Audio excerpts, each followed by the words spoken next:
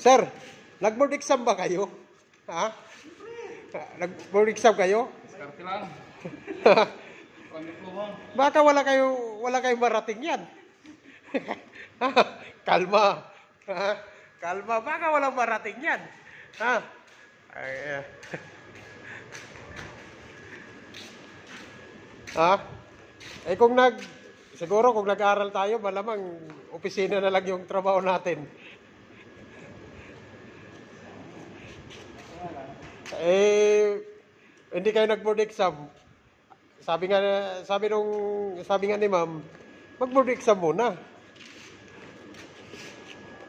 Ito yung mga walang natapos, grade 1 lang, pero nakarating naman ng ibang bansa. May narating.